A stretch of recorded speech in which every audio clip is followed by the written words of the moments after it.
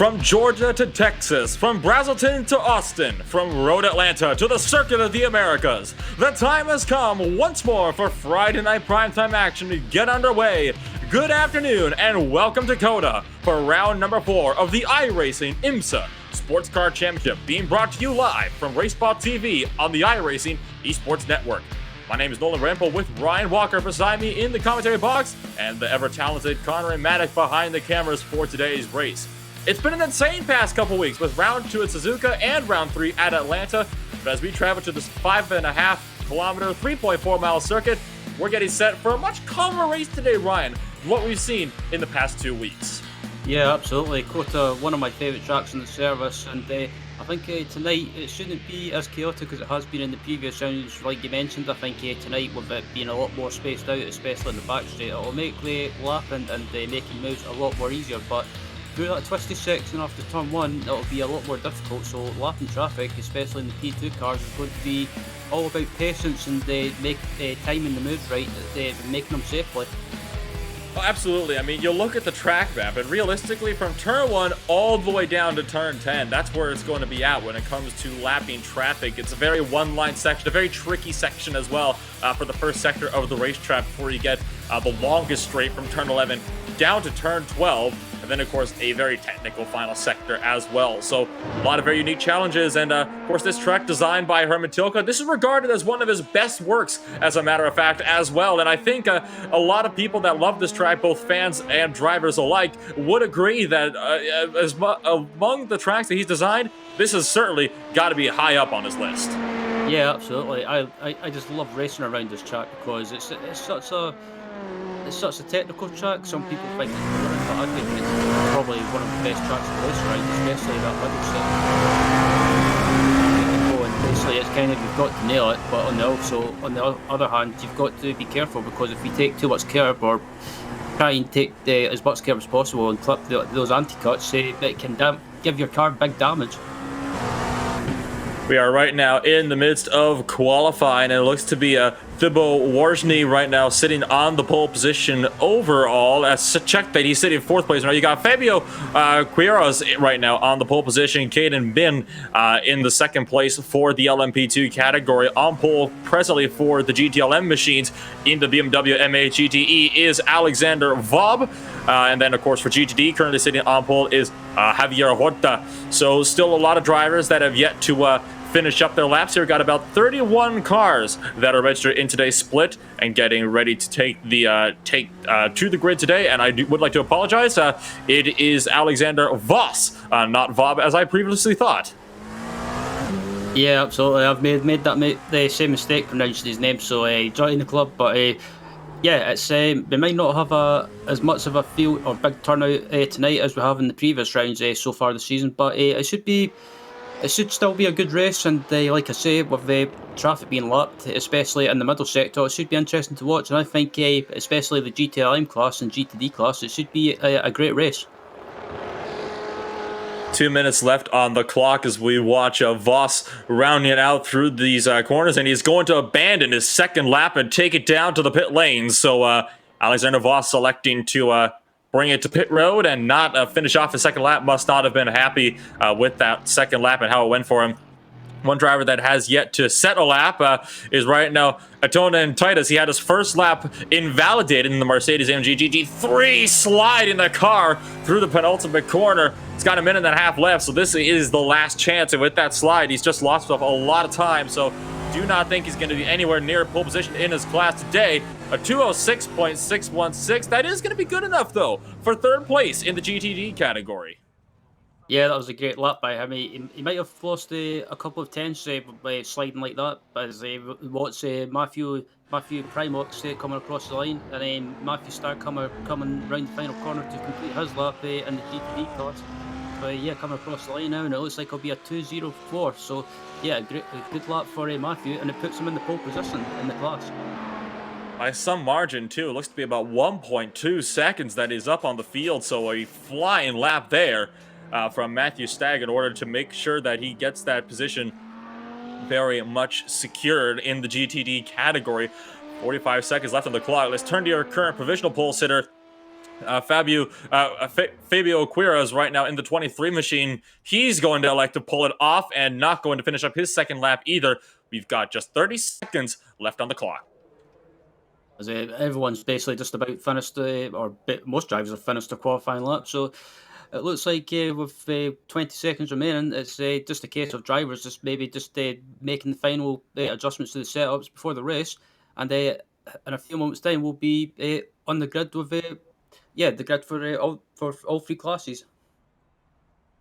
We'd like to remind our viewers as well that there is going to be live timing available today at racebot.tv/timing2. That is racebot.tv/timing2 to keep up on your favorite drivers of today's IMSA action. And now, with qualifying complete, let's take a rundown of your starting grid for today's race. It's Fabio Quiros on the pole position for LMP2 with Kanan Bin beside him in the second position. Ollie Slade hangs on to third place with Cesar Cabral in the fourth position. You got Ludovic Renchkon in fifth, then Alessandro Daladone in the sixth position, Thibaut Worzny in seventh place, Gonzalo Perron in eighth, Alexis Tabiavico rounds out the ninth place driver. Rounding out the 10 car LMP2 field is going to be Silas Craig of Vorlich. In GTLM, you've got Alexander Voss to set us off on pole position with Danny Elgarbe in the second position, Jurgen Frank in third with Alexandra Macia in the fourth position, Hugo Preto in fifth, Yanni Kopanen in sixth, Herman Gonzalez in seventh place for GTLM, Antonio Vitozzi in the eighth position as well. Then you've got Matthew Primo, Stefano Pocoroba, Paul LeMay, and Glenn Sayers rounding out the grid. Your final row not elected to take times in your GTLM category. Moving back on to the final class of the day, GTD. Matthew Stagg starts on the pole. Over a second back is Alex Bowe. So a lot of work for the Iberian if he wants to catch the Englishman here today. Javier Horta in the third position. Pierre Scholl in fourth. Etonen Titus in the fifth position, Austin Hedrick in sixth place, Alan McCain in seventh, Ian Cajnon Renaud in eighth place, not elected to set a time. Also not elected to set a time is your final driver, who is yet to take to the grid, Greg Talhad Bolat. Yep, as they're all in the grid just waiting to go behind the safety car, and this track, it's probably not the most exciting. It's not everyone's cup of tea by any means, but it should still be a great race nevertheless. And I think I have to say I'm looking forward to it, and especially when it comes to lapping traffic, it'll be interesting to see what sort of tactics these prototype drivers will use. Whether they go aggressive and try and get by as quickly as possible, or just maybe play the patient game and just be a little bit not cautious, but just be more careful. Or it'll be interesting to see it anyway. And don't forget, you do, of course, have pit strategy that could play big into this race as well, with the mandatory pit stop that all drivers must make. The pit window we're expecting to make it to the end of the race will be roughly around the 15-minute mark. Of course, it's very rare that you ever see drivers pitting that early. Usually, we expect to see people coming down between the halfway point at about 24 minutes thereabouts to 15 minutes to go. That's usually where people come on down for those splash dashes. No tires will be taken either. The LMP2 field right now going through the final sector. A group of 10 Dallara P217s getting set to go racing here today. Absolutely, they're just coming round there. There's a long right-hander now before we get underway. And I think, what sort of strategy some of these drivers will use, we don't know. I think you might see drivers, maybe if they're stuck behind a pack, they might try and pit early and try and get that undercut and try and jump a few of the drivers on the pit stop and gain the trap position, or maybe drivers like we've saw in the previous round so far this season, try and stretch the field as long as possible. So just two more corners to go, and it's going to be in the hands of Fabio Quiroz, who is going to lead the field off to the green. The driver to start the field, 9/10 up in qualifying. What can he make in the race, though? Through the final corner, the 23 machine holds the field as they enter the start-finish straight. There he goes, jumps on the throttle. We're racing in the state of Texas. Yep, as I'm just watching the GTLMs as well, and they're just getting underway as well. And the pole sitter, Alexander Voss, made it. What is this issues in LMP2 and turn 1? Big contact with Ollie Slade and Caden Bin through turn number 1. Ollie Slade got punted off the track by just a little bit. Now looking down the trouble in the background. That's in the GTDs. One of the Mercedes has just gone around right in the background before the race even starts. And that is Alex Bowe in the number 13 machine. And, well, he started second place in class. He's got a lot of work ahead of him if he's going to have any hopes now in getting himself back. Meanwhile, they're still scrap for position big time in the GTD field.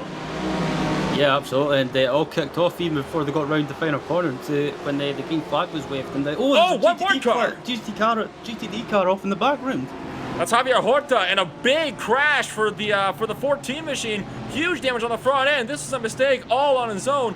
Head on into the Armco barrier. Just got loose through turn number 2 when that Mercedes slipped around him, and there was nothing he could do. His race will likely be brought to an unfortunate close early here tonight. So chaos in the GTD category.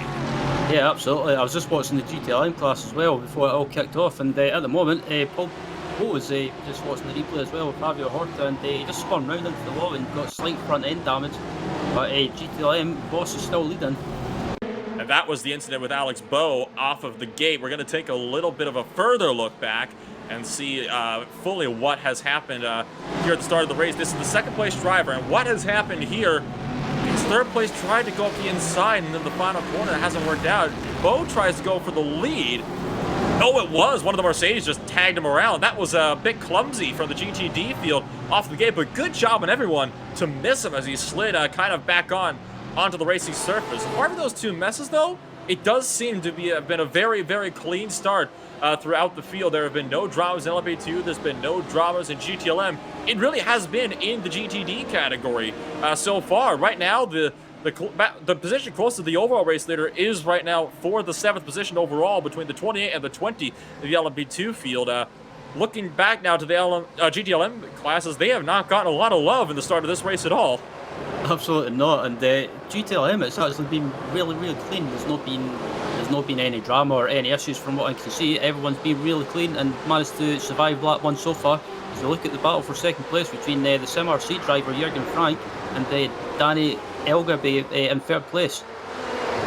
SimRC, of course, a team that is very, very big in the sim racing community. They race in so many series, it's almost hard to keep track of them. Most notably is the Club Sports Series, which is that's the IVRA Club Sports Series, which is starting up in just a couple weeks' time again. So we're likely to see drivers like Jürgen Frank making a return to the road course scene very, very soon, and cars that are a bit slower than this one, but certainly just as exciting. He's trying to fend off the number 3 machine just behind him of Danny Elgerby as well.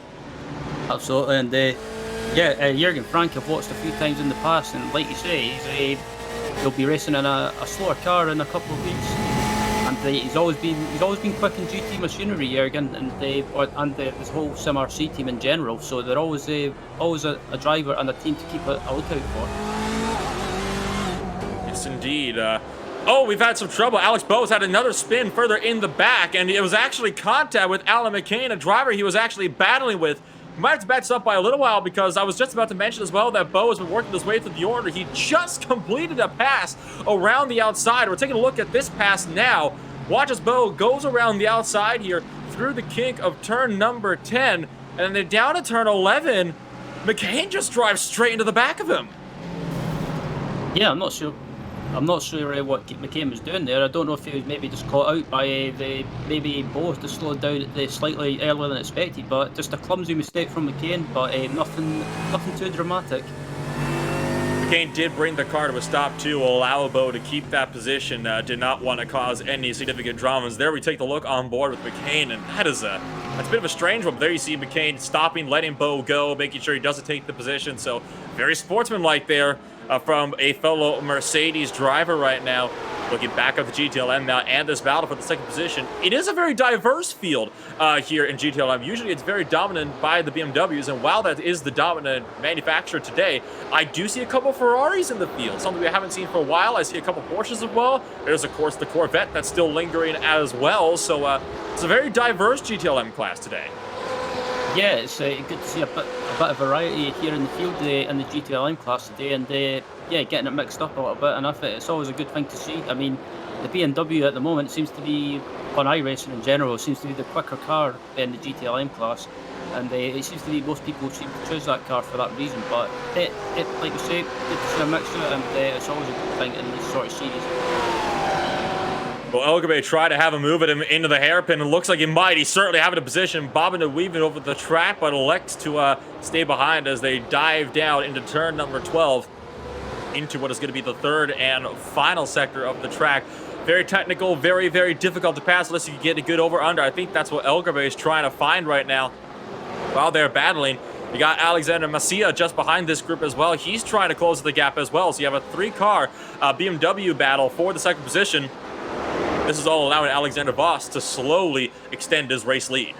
Yeah, Alexander Voss is just taking advantage of his battle and managing to pull away and just build up that gap every corner or every lap basically, and just stay out there by himself at the moment, and he can control the pace, control that gap, and he's doing a good job at the moment. Yes, indeed he is. So certainly a good battle here in GTLM. We'll have to keep an eye on this, see how this is going to develop as the race goes on. I mean, it's going to be a question of can he hold on to this position as we get deeper and deeper into this run. This is one of the closest battles we got on the track right now. We're already 4 laps into a 45-minute race, about 7 minutes into this thing now, and it looks like Macia's starting to fall back just a little bit. Meanwhile, Elgabe still trying to find some way to catch on up to Jurgen Frank, but Frank is doing a very good job of keeping Elgabe honest and keeping him at bay. Yeah, he's managing to keep his composure. He's not letting the pressure get to him, and he's not getting rattled. He's just placing his car in the right places. He's not doing anything too erratic. He's just putting his car in the right place and managing to hold on to that position. But maybe Elgabe could get a great run onto the back straight here, and it looks like he's got a great run as he gets a bit twitchy, but he still gets a great run nevertheless, and he might be able to close up on Frank as we head down to the end of this back straight. Now comes the question of if he has the room to make the dive bomb. Is he going to do it, or is he going to elect to stay behind, maybe save a little bit of fuel? We're about to see what's going to take place here. Still staying single file for now, so it doesn't look like Elgabe is really in too much of a hurry right now, and no need to be either. Oh, we've just had a crash in LMP2. Ludwig Rankon of the 28 machine has just had a big spin in the 28 machine, and he collected Silas Craig Volznik when he came back across the track. So both cars are destroyed. Alexis Tabiavico has also got damaged, so a 3-car mess in LMP2 down to the final corner. Yeah, as we're up to replay now on board from Cetios heading down to the final corner, and it looks like he might have looked at possibly as he turns in, and it looks like, oh, there's a car in the middle of the track, and he just has nowhere to go. And then got hit from the rear as well by the 11 car, which is just completely unsighted. And it was Rankon that definitely spun all on his lonesome. There was nothing to start this up. While we talk about this, second place has had another spin of his own. Caden Binge just went around as well in turn 11 in the run up to the straight. We'll get to that in just a second as, well, there's the hard hit to the 28 machine. So that's 3 LMP2 cars now that are going to have very significant damage on them. Absolutely, and at the moment, in the LMP2 class, with all these issues behind the leader, Fabio Quires, behind him, he's just pulling away and managed to build up a bit of a gap, and yeah, he's just took advantage of everyone having issues amongst themselves, and yeah, not really being put under pressure. So taking a look right now at Caden Bin, sticking with the replay here. This was in the run down to the hairpin at turn number 11. He looped it all in his own and lost himself a fair bit of time to Ollie Slade back into third position. I believe this might have been where it was here. Yes, it was. There it was. Just looped it all in his own, dropped it under braking and sent the car around. And you'll see that lost him a lot of time and completely killed his momentum into what is one of the most crucial straights on the track. We've had another car off as well. The number 8 machine in the GTD category has just had a spin as well in the first sector. This is Ian Gagnon Renault, and he jumped the curbs in this one. Yeah, it's just proved my point earlier at the start of the broadcast that I was talking about. If you take too much of the curbs and clip those anti-cuts, it can give you damage or even spin you around. There's yeah, on the entry of the SE section, it's fine. Oh, right there. Yes, airborne, big time. Yeah, that'll certainly do it. That's definitely not something you want to be doing. This car is very, very sensitive to that sort of behavior. So Renault finding that out the hard way. The Canadian driver has some work ahead of him now. He did lose out a couple spots as a result of that. He's down to 4th place now. Yeah, it's such an easy thing to do around here as well, just because you get so tempted to try and carry as much speed as possible and take so much curb and then not lose too much time. And unfortunately, Ian found out the hard way. If you take too much curb and clip those little yellow anti-cuts, it'll just launch you and spin you. Now watching the 2nd place battle once again for the GTLM category. Jurgen Frank still holding on against Danny Elgerbe. The 3-car battle for the 2nd and 3rd and 4th positions in GTLM still raging on. They're now darting their way through what was once just an accident scene. You can see those ever ominous orange anti-cut curves sticking out just on the apex, and you can see just how close these drivers are getting with them. They're really tempting fate when you get that close to them. Some drivers are even still running over some of the flatter ones, taking the gamble that it's not going to unsettle the car too much, and they'll be able to get that extra 10th or so of time. And it so far has been working for Elgerbe. Is look at how much he closes in turn number 11. He's got to get a good run here if he wants to make that move into turn 12. Yeah, he does, and he's getting closer to Jurgen Frank, but it's just a matter of if he can get close enough before the end of the back straight, and he's getting close, but he'll go for a move. Actually, Frank moves to the inside to defend the territory, and manages to hold on to the position, but I think at the moment, Elgerbe is looking to be the quicker driver, as Elgerbe tries to go up the inside, but he can't do anything about it. Very close call there for Elgerbe, nearly wiping out Jurgen Frank, but both drivers still doing a good job. I think it's safe to say that Elgerbe is one in that position, and Jurgen Frank is not going to go down without a fight in this one. So keep tabs on this one, see what Jurgen Frank is going to be able to make of himself. The LMP2 traffic has caught some of the damaged GTD machines right now as they're trying to dart their way through. I see Kanan Bin working his way past one of the bent-up Mercedes of Alex Bowe, who's had his fair share of struggles. Take a look to the race leader, though, Fabio Quires, who is right now approaching one of the Audis of Pierre Scholl, and he's going to have a very hard time trying to find a way through here. This is not a place where you really want to be catching lap traffic, is it? Absolutely not, because if you get stuck behind traffic through this section, you can lose possibly about 2 seconds, even 3 seconds if you're held up big time. But thankfully, Fabio managed to get by one of the GTD cars without any issues, and they should be able to get by this GTD Audi as well without any issues. It goes round outside, and I thought it was going to end up in contact there, but thankfully Fabio managed to get by without any problems. Just trying to look through the field as well, and there are a couple battles still picking up in GTLM as well, and in LMP2. I mean, this is the battle right now for the 5th position in LMP2 between Alessandro Deladone and Thibaut Warjny right now. There has been a couple swaps in hands before in this same lap, as a matter of fact. Glenn Sayers in the Ferrari has gotten by Antonio Vitozzi in GTLM. That's one of the positions further back. There was also a swap in hands between a Corvette and one of the Porsches, as Herman Gonzalez lost out a spot to Yanni Koponen, both in the first sector of the racetrack. But let's keep eyes on this LMP2 battle as Deladone just runs wide, and that allows Warjny to close right on up. So an LMP2 battle seems to be picking on up now as time to give up prototypes. A little bit of action here. Absolutely, and Alessandro's he missed the apex slightly in turn 1, and it kind of hampered his exit, and it gave Fearball a chance to close up on him. But through that tight section, he couldn't really do anything. But Alessandro's coming up to lap the GTD car where we get held up. He manages to get by just as he heads down to the hairpin, heading onto the back straight, and I think it's kind of hampered Fearball a little bit. Indeed it has. You can already see how far back he's dropped, so it's going to be a bit of a hard work as they're still trying to duck their way past GTD traffic. The battle, though, for the 2nd position in GTLM is picking up again as Elgerbe had a couple looks in the final sector to try to get around Jurgen Frank. So this battle is certainly closer than ever, and definitely still the closest one we got on the track at the moment. All 3 drivers very much deep on the brakes for turn number 1 and still did a good job to keep it out of each other. We're about a third of the way through this race at this point. 15 minutes down, half an hour left to go. Elgerbe still trying to find a way up there, getting ever so close to those anti-cut curves that we saw one of the Audis spin off of just earlier today, just a few minutes ago, as a matter of fact. There's about an estimated 15 laps remaining now for your LMP2 leaders.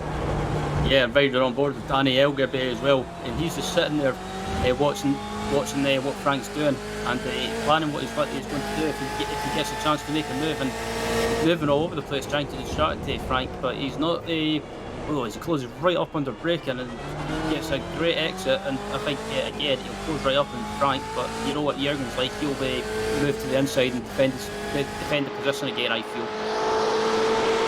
You're gonna have to see here, he's already moving over to the left side of the racetrack. That's gonna force Elgerby onto the outright side, which is definitely not where he wants to be for the hairpin. Side by side to the race. Oh my goodness me! That was Alexander Macia that just completely abandoned the corner.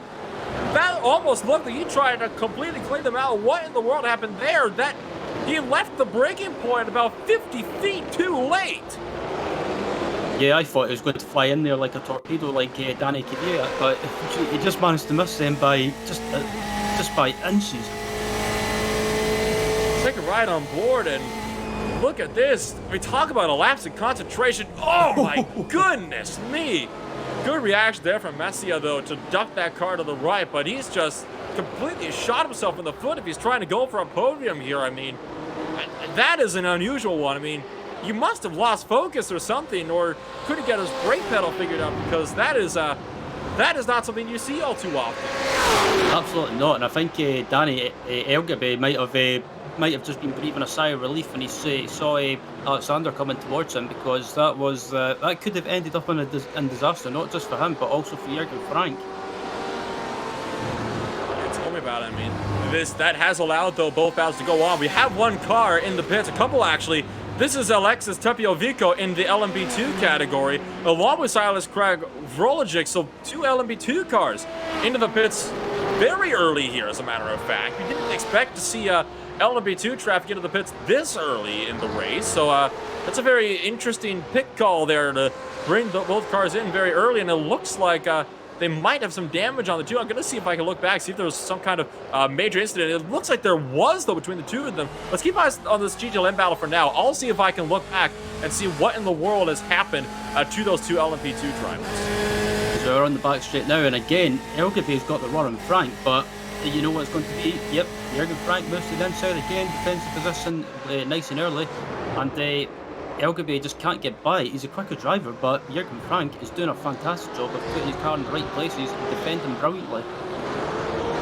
Elgerby trying to go for the switchback now, but Frank holding this one off as well. Can Elgerby try to get him back? This is a good scrapper now between the 2 BMWs for second and third position of the final 2 spots on the podium. Jurgen Frank doing a tremendous job of keeping Elgerby behind. I think it's obvious at this point that Elgerby has got the momentum he needs to get through. He's just got to find a good place to get through is the big problem for him right now.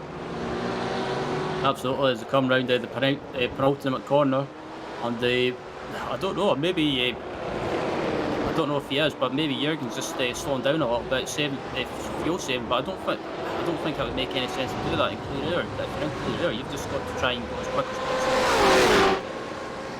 Absolutely, you just got to try to find a way through as quick as you can, and deep on the brakes where Elgerby forced to go wide to avoid running through the back of Jurgen Frank. So this battle going to rage on, and I have a strong feeling this is going to be one of those fights that we're going to be seeing picking up right through to that first pit window. Still no LMP2 traffic in sight for your main GTLM field.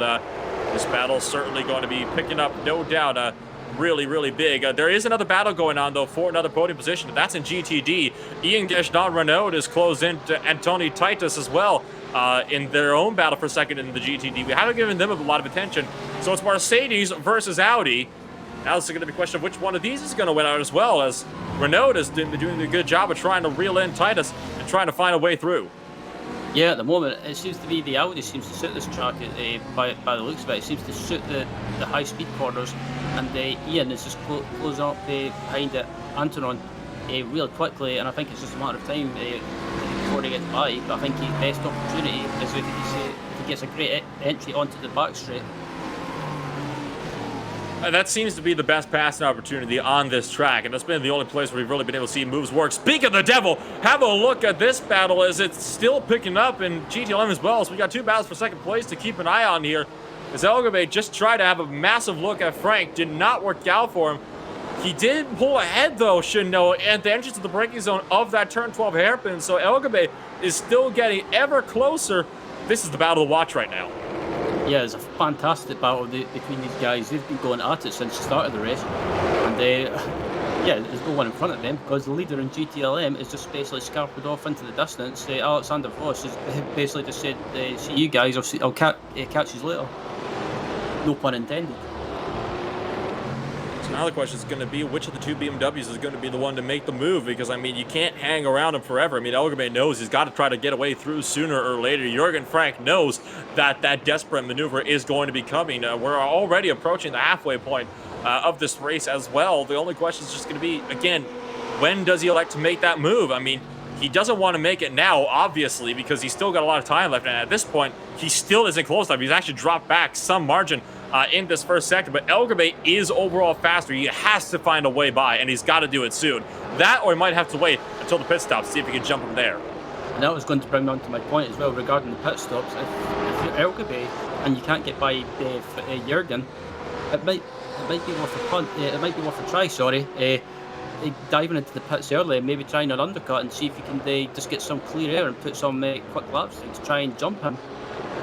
It's a miracle what one lap on fresh tires will do, even if it's just fresh tires by about 5 laps or so. And it does look actually like he is starting to fall back as well. So the number 3 machine losing a lot of momentum here down this straightaway. Got some more LMP2 traffic right now just coming out of pit road as well. That's Ollie Slade, who's dropped back to 8th place now as a result of the pit stop. So the pit window is open for the LMP2s, it would seem.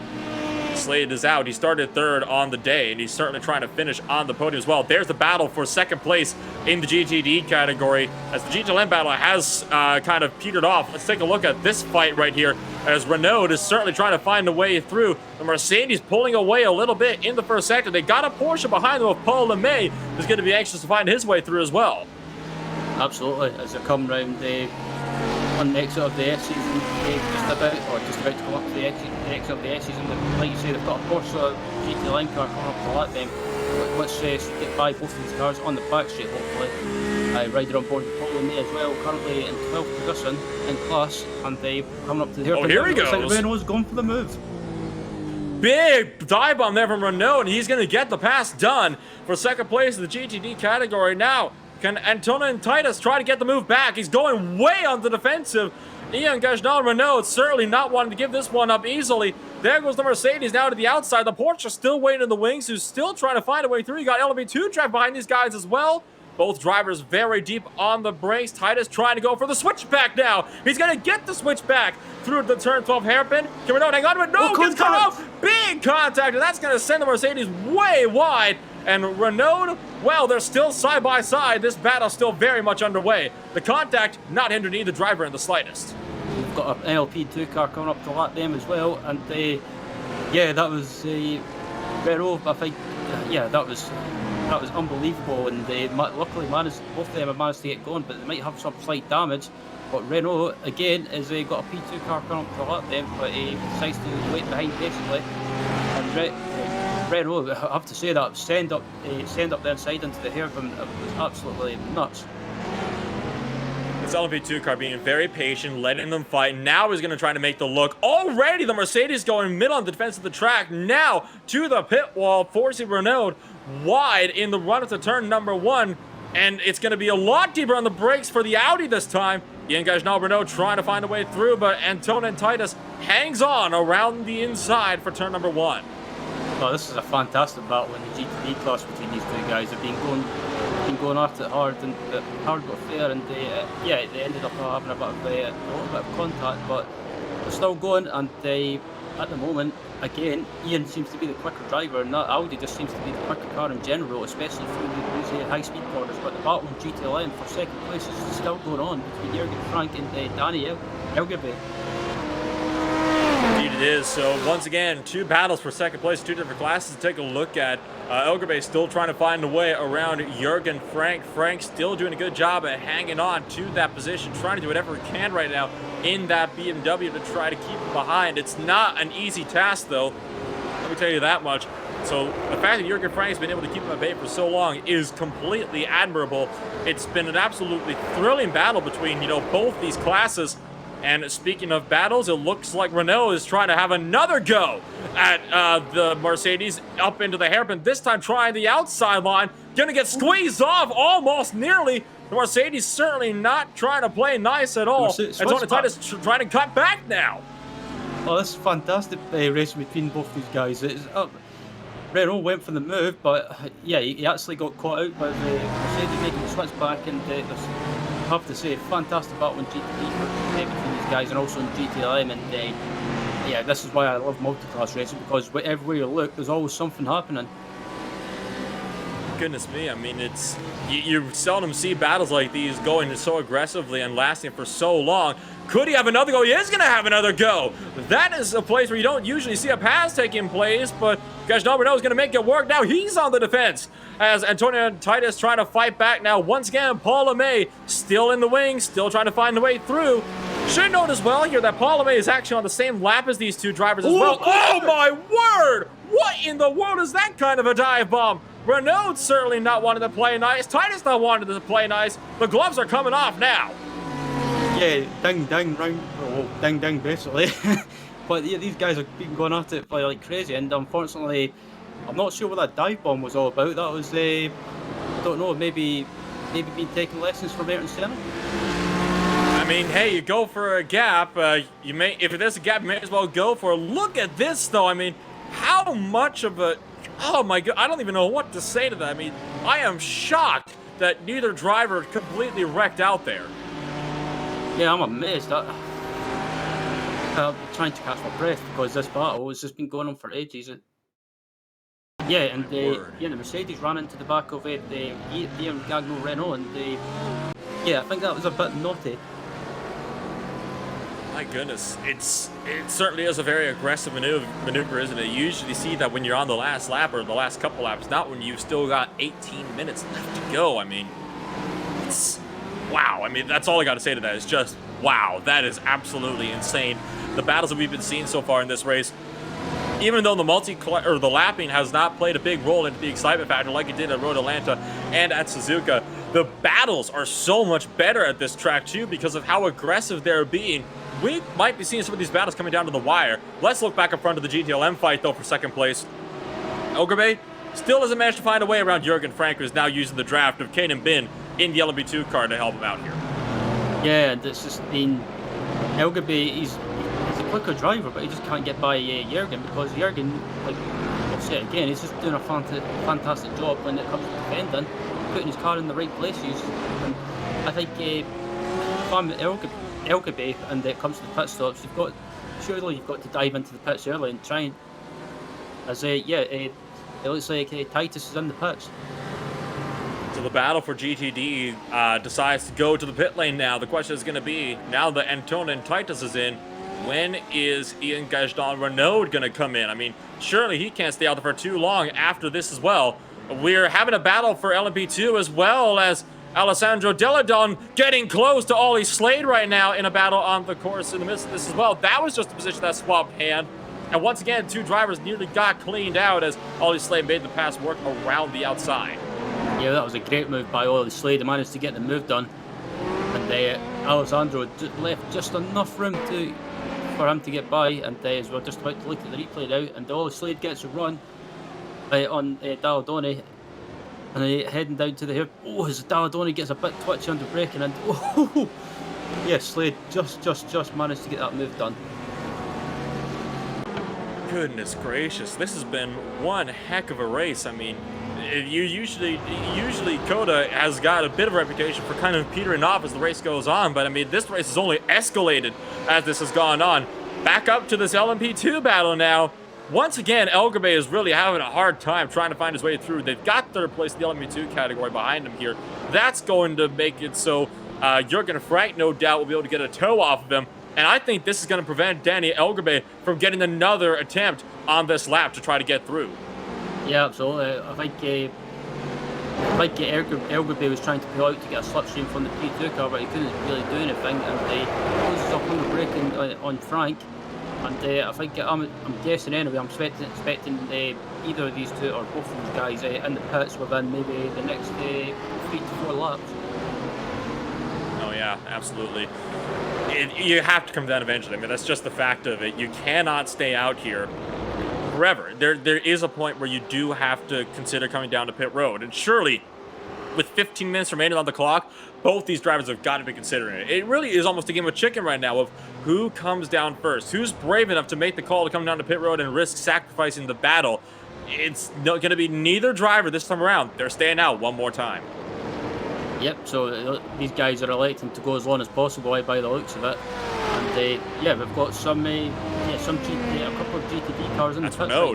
And Renault's made a pit stop and he's leaving the box. And now, this is the battle for P2 and GTD. Keep in mind, how is this going to play out? He is going to come out in front of the Mercedes by some margin at that. So, Gajnal Renault able to clearly jump Anton Titus, and that is going to help him significantly to maybe secure a P2. Absolutely. I think the Mercedes are very... Yeah, the Mercedes, it looked like he might have had some slight damage after that contact and maybe just cost him a bit of time. But like you said, Gagno Renault has managed to come out in front of him by quite some margin. But at GTLM, still got the battle for second place between Frank and Elgaby, and it's come down to the hairpin. And it looks like Frank has managed to just stretch that gap ever so slightly as Elgaby closes up on the brake and into the hairpin. I think if Elgaby is going to make a move into that hairpin, now would definitely be the time to do it. There's no LMB2 traffic to hinder him now. And now, really, Jürgen Frank is going to be a sitting duck if Elgaby can get the run. And get a run he has. Frank's going to go defensive. Elgaby to the outside. Can he get the switchback? He's going to try to go for it, but still is not. He's actually too close that time to go for a proper switchback that time around. Yeah, he can't really do anything about it. And unfortunately, these two are so close, or so hard to predict which one of these guys will attack first. But Elgaby is he's kind of helpless in a way because he knows he's quicker, but he can't get the move done. I honestly think at this point we're going to be seeing both these drivers coming down to pit at the exact same time. We've seen it before where it comes down to the pit crews. Will we see this here today, though? They're still staying out. No, we're not. Elgaby, very late call. He's down to the lane. Yeah, that was kind of. It looked like he was going to go round. He decided to go round, and then at the last second, he just decided, nope, I'm going to come in a lap before. So maybe he's thinking to try and get the undercut and try and get some clear air to put on a quick outlap. You do what you got to do, I suppose. So now it's once again a question of where is he going to come out? Will this be like the GTD battle where he's going to end up gapping his opponent by some margin? The question is going to be now, can Jürgen Frank get clean air, and can Elgaby get out in clean air as well? I don't think Elgaby is realistically going to be able to get out in a clean air here. He's already back on the racetrack now, but he's got an LMB2 car right in front of him. He's got a GTD behind him, so he might have caught himself a little bit of a break here to try to see if he can maybe get himself sorted in the midst of some clean air here. Unfortunately for Jürgen Frank, though, not so much. He's got an LMB2 coming up on him, and he's having to struggle with the GTD car that's holding them up right now with Matthew Stagg. So Danny Elgaby might have caught a bit of luck with his outlap. He might have caught a bit of luck with regards to Jürgen Frank being held up slightly, but Frank, on the other hand, manages to get by the GTD car without any issues, and he's got a P2 car coming up the inside, which is the leader, Fabio Quires, up the inside, and manages to doesn't get held up that much. In fact. Not at all. It's that was a very easy pass there for your overall race leader. It's the waiting game now. That's all it is. It is just the waiting game at this point to see when Jürgen Frank is going to come down to pit lane. And this is where the blood starts to kind of get pumping, because Jürgen Frank knows that he's going to be at a serious risk by now if he comes out of the pits. He was already so close, and he was just held up by an Audi, whereas his opponent was not. So does Frank come down this time really wide off the track that time round? And typically, you actually get a slowdown penalty for going that far out. I think I know what Jürgen Frank's strategy was. He just completely exploited the track limits there. Got the slowdown penalty, and then managed to extinguish that slowdown penalty when he ducked down a pit lane. Yeah, that was a bit naughty by Frank there. I think don't know why he done that. He could have just took the normal racing line, but I guess he kind of like you say, exploited that and maybe used that to his advantage. Well, at the end of the day, if you're coming down to the pits, he actually gains a tenth or two. So we're going to have to see what's going to take place here. And it has helped him out, as here comes Jürgen Frank out of the pits. There's the BMW just behind. This will be really close here. As a matter of fact, no, it hasn't worked. Elgobay goes through. Maybe not, though. Frank fighting back on the inside of the pit exit. Contact! Both cars off! Oh, Jesus, man, this is crazy. And I thought Elgobay had Frank for a minute there. I thought, boy, something happened. Oh, I thought Elgobay had an issue there, like a slowdown. But yeah, that was I thought I was going to work for Elgobay, but unfortunately it's not. And you were talking about Jürgen Frank fighting a little dirty there. I mean, I think we just saw another case of that, because Jürgen Frank came right across his nose, and well, you didn't give Elgobay a whole lot of room, did he, on that pit exit? Just forced both cars off. I mean, Jürgen Frank doesn't seem like the fight is going to be so clean now. Elgobay still within striking distance, though. He could easily dive bomb me here, and I have a feeling Elgobay is not going to be cutting Jürgen Frank any more breaks. I think if you're Elgobay and you get a run on Frank, you've just got to go for it and try and make a move, because we're in the closing stages now and you can't afford to be hanging around. Deary me, I mean, that is just insane what we've been seeing here. I mean, and don't forget, you've got Alexander Masia that is in the wings as well, and he's closer than ever now in this main battle for position. Remember when Masia actually spun earlier in the race? Well, now look at him. He's right back up with these guys as a result of all this battling that they've been doing to slowing each other up. Yeah, he's managed to get back into this fight, and he's just, I think he could be one to watch. He'll be a factor in the battle, but Danny Elgobay, after being basically pushed wide off track by Jürgen Frank, I think he'll pretty much be in angry driving mode at the moment. He's already deeper on the brakes, so you can already see he's just got to make sure these emotions do not get the better of him. He's losing time, big time, to Jürgen Frank right now. Alexander Masia is the driver who's falling back to. Masia, though, is not complaining about this at all. He loves to see this, because this means he has a shot now at a podium position here in GTLM today. Elgobay's really got to focus up. He's got to get his head back in the game and get back in the rhythm. He's only got 8 minutes to go, and what is, I'm guessing, is probably only going to be about another 3 laps or so, if that's get this move done. He's got to make sure that he hits every apex perfectly, which he is not doing right now. And also in front of Jürgen Frank, there's a GTD car as well.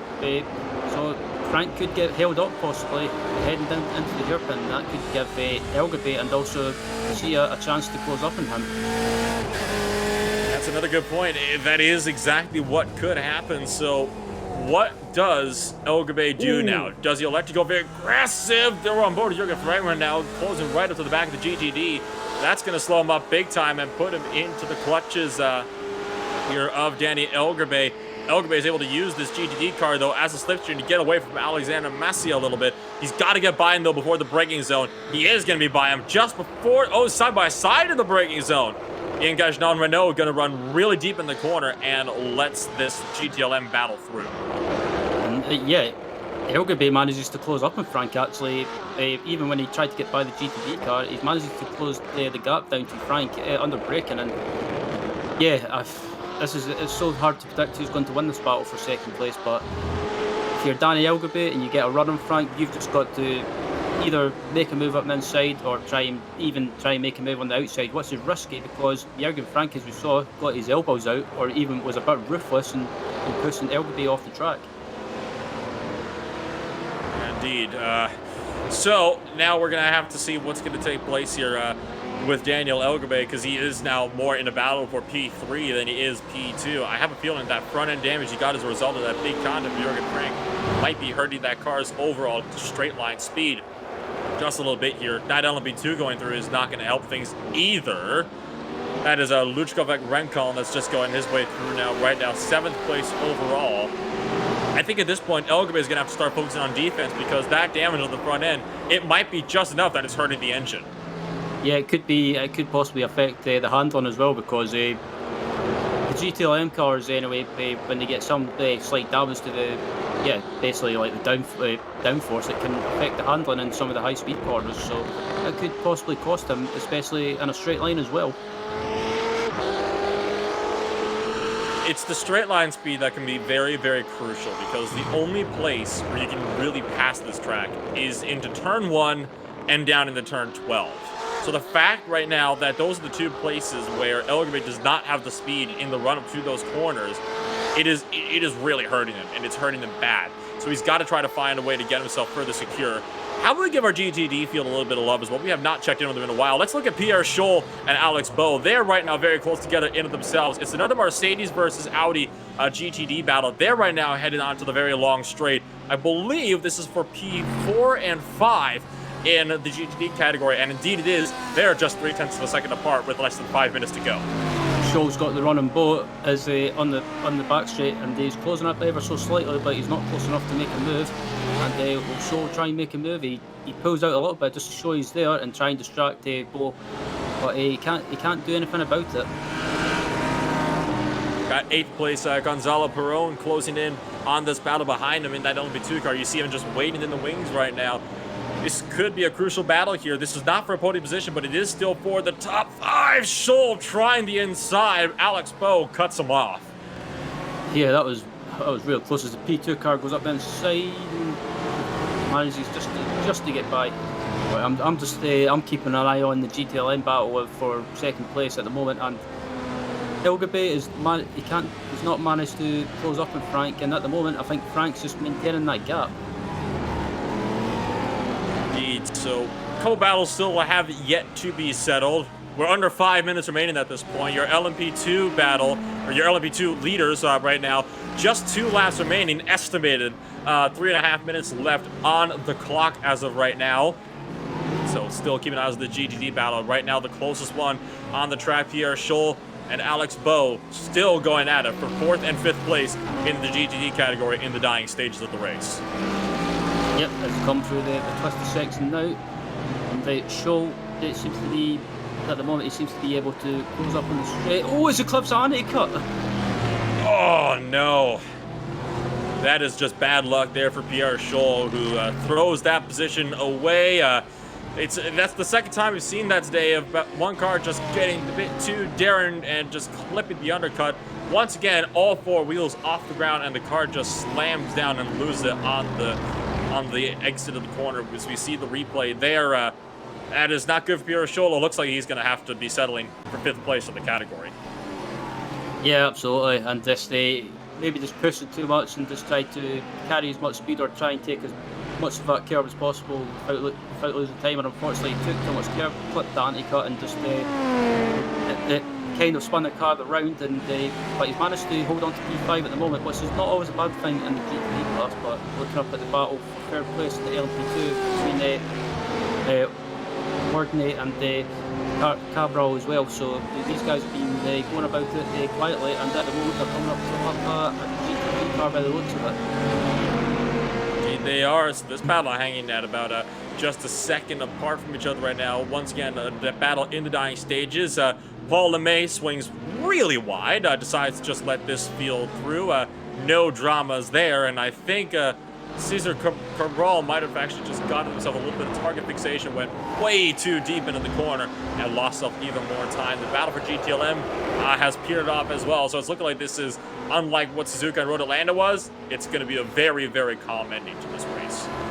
Yeah, absolutely, and it was shaping up to be a fantastic battle between Jürgen Frank and Danny Elgabe, but unfortunately Elgabe just got some slight damage on the front.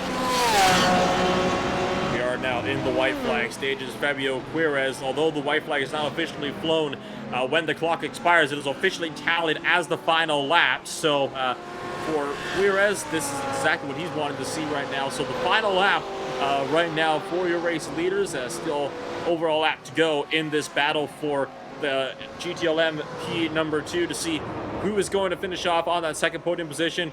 Though every second that passes by, it's looking more and more like Jürgen Frank is going to hang on. Yeah, absolutely. And to be fair to Jürgen, he's put on a great defensive drive. but that move on the exit of the pits when he pushed the Elgby wide off track ever so slightly on the exit of turn one was, how can I put it, questionable at best. Not to mention the pit entry maneuver as well. It's a bit of a unique one that you don't really see all too often. So one lap to go for Jurgen Frank. And we're about to see what's going to take place here. For what little is left, you can still access the live timing at racebot.tv/timing2 to get an eye on where you think your drivers are going to finish, as we are now rounding the final lap of this 45-minute race. Absolutely, as this battle for second place in GTLM comes across the line and coming up to lap the GTD car into turn one, and the GTD car manages to go wide, and they doesn't hamper Frank, but Elgby on the other hand might be compromised. Oh yeah, for sure. I mean, this is one of those things where you just gotta run with it. And one driver that has run with this race and really played it to his advantage has been Fabio Quiroz. He's done a fantastic job of keeping that LMP2 car sorted. He's right now in the final corner. A Corvette almost goes to pull off into pit lane. That's a bit of an interesting one there. And it's going to be Fabio Quiroz across the line. A battle behind him, though, for a battle in the GTLM category. Primo trying to get up to the Corvette, cannot get there. So Herman Gonzalez hangs on to that little bit of a spot. Meanwhile, here is going to come around your GTLM race leader as of right now. The GTD class leader is just behind him, as a matter of fact, as well. So the other two class leads, well, no battles in those sections of the racetrack, so it looks like it's going to be a very easy run for these drivers.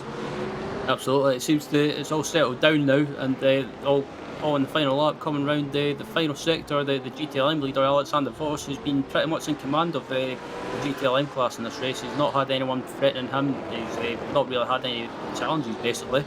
Being in command, he's done a great job, and he's coming round the final few corners to take the win in the GTLM class.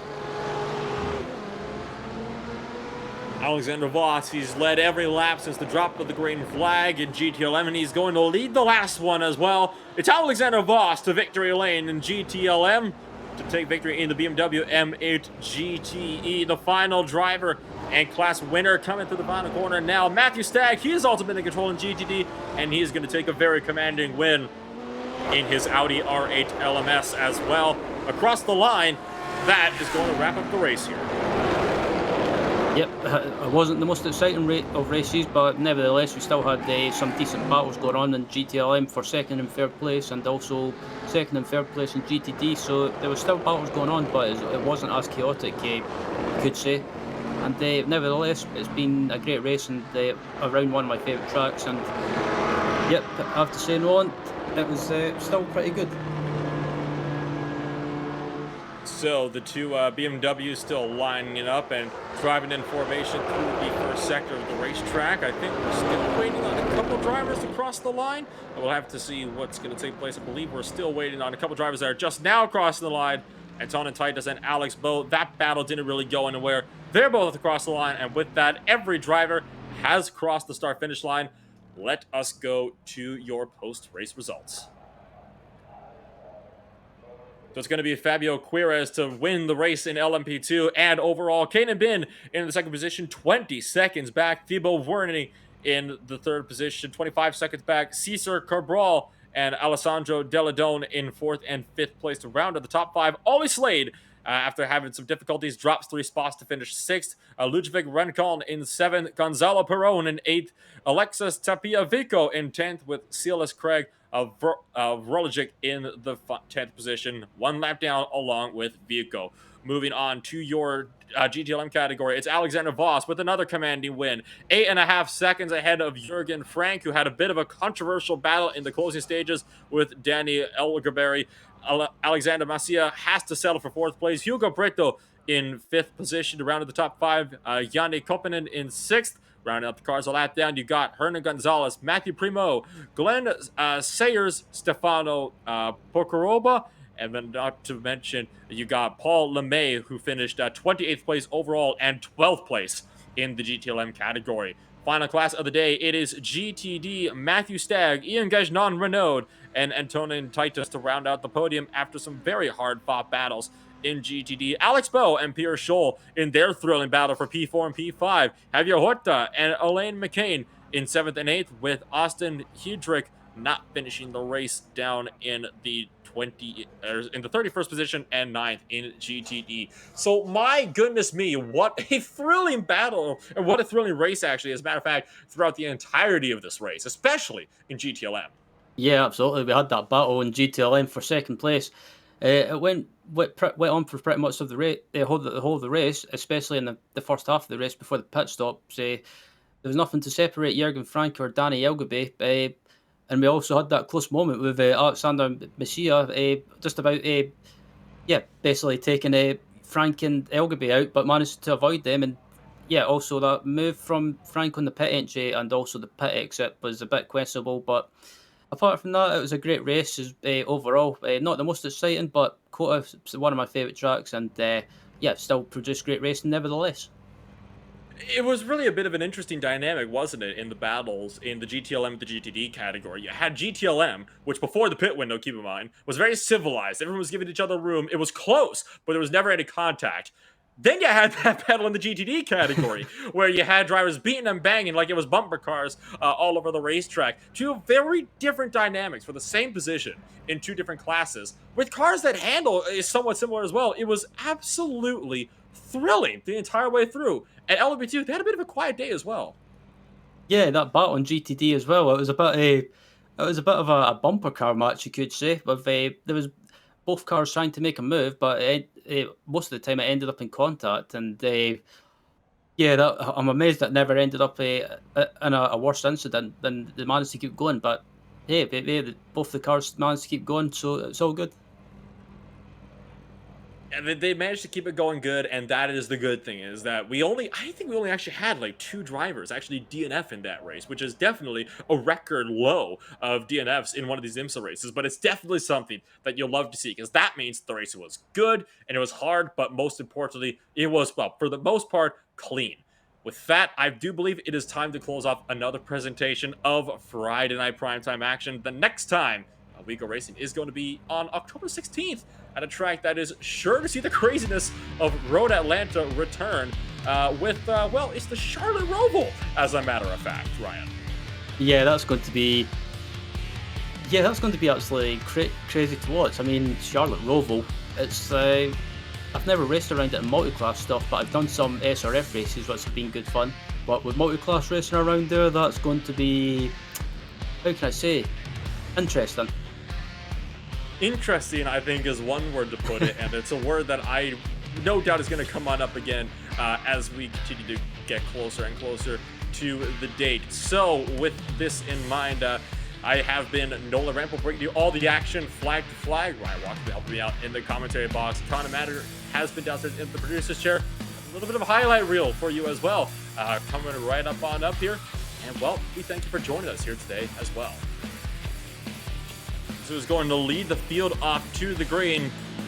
The driver to start the field, 9/10 up in qualifying. What can he make in the race, though? Through the final corner, the 23 machine holds the field as they enter the start-finish straight. There he goes, jumps on the throttle. We're racing in the state of Texas. Yep, as I'm just watching the GTLMs as well, and they're just getting underway as well. And the Pulsar, Alexander Voss, is this LMP2 and the outright side, which is definitely not where he wants to be for the hairpin. Side by side. The race. Oh my goodness me! That was Alexander Macia that just completely abandoned the corner.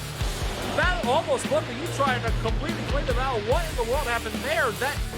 Well, Justin in class, and they come up here. Oh, here he goes. Like Renault's going for the move. Big dive bomb there from Renault, and he's going to get the pass done for second place in the GTD category. Now, can Antonin Titus try to get the move back? He's going way on the defensive. Ian Gajnal Renault certainly not wanting to give this one up easily. There goes the Mercedes now to the outside. The Porsche is still waiting in the wings, who's still trying to find a way through. You got LB2 track behind these guys as well. Both drivers very deep on the brakes. Titus trying to go for the switchback now. He's going to get the switchback through the turn bump hairpin. Can Renault hang on to it? No, gets cut off. Big contact, and that's going to send the Mercedes way wide. And Renault, well, they're still side by side. This battle still very much underway. The contact not hindering either driver in the slightest. Renault is trying to have another go at the Mercedes, up into the hairpin, this time trying the outside line, gonna get squeezed off almost nearly. The Mercedes certainly not trying to play nice at all. And Tony Titus trying to cut back now. Oh, this is fantastic race between both these guys. Renault went for the move. But usually you see a pass taking place, but you guys never know who's going to make it work. Now he's on the defense as Antonio Titus trying to fight back now. Once again, Paul LeMay still in the wings, still trying to find a way through. Should note as well here that Paul LeMay is actually on the same lap as these two drivers as well. Oh my word! What in the world is that kind of a dive bomb? Renault certainly not wanting to play nice. Titus not wanting to play nice. The gloves are coming off now. Yeah, dang, right. 10th or 2, so we're gonna have to see what's gonna take place here, and it has helped him out as here comes Jürgen Frank out of the pits. There's the BMW just behind. This will be really close here. As a matter of fact, no, it hasn't worked. Elgame goes through, maybe not though. Frank fighting back on the inside of the pit exit. Contact, both cars off. Ever so slightly on the exit turn one was, how can I put it, questionable at best. Maneuver as well. It's a bit of a unique one that you don't really see all too often. So one lap to go for Jürgen Frank, and we're about to see what's going to take place here. For what little is left, you can still access the live timing at racespod.tv/timing to get an eye on where you think your drivers are going to finish as we are now rounding the final lap of this 45-minute race. Absolutely, as this battle for second place in GTLM comes across the line and coming up to lap of GTD car into turn 1. The GTD car manages to go wide and doesn't hamper Frank, but LDB on the other hand might be compromised. Oh yeah, for sure. I mean, this is one of those things where you just gotta run with it. And one driver that has run with this race and really played it to his advantage has been Fabio Quiroz. He's done a fantastic job of keeping that LMP2 car sorted. He's right now in the final corner. A Corvette almost goes to pull off in the pit lane. That's a bit of an interesting one there. And it's going to be Fabio Quiroz across the line. A battle behind him, though, for battle in the GTLM category. Primo trying to get up to the Corvette, cannot get there. Yeah, so Herman Gonzalez hangs on to that little bit of a spot.